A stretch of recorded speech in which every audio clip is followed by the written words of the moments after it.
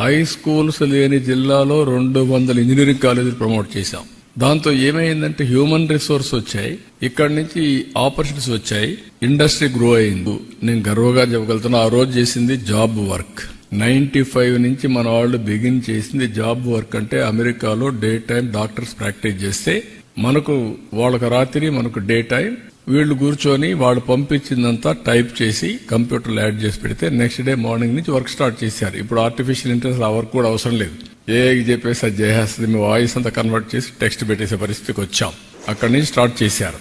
అక్కడి నుంచి స్టార్ట్ చేసిన వాళ్ళు, నేను చాలా సార్లు చెప్పేవాడిని, నువ్వు ఉద్యోగం అడగడం కాదు, నువ్వు ఉద్యోగం ఇచ్చే పరిసరాలు. జాబ్ సీకర్ కాదు, జాబ్ ప్రొవైడర్ అని. అంటే అమెరికాలో highest per capita income Indians, 30-35% Telugu వాళ్ళు. అమెరికాలో ఉండే అమెరికన్స్ ఆదాయం, తలసరి ఆదాయం $60,000. ఇండియన్స్ అమెరికాలో ఉండే వాళ్ళ ఆదాయం $1,20,000.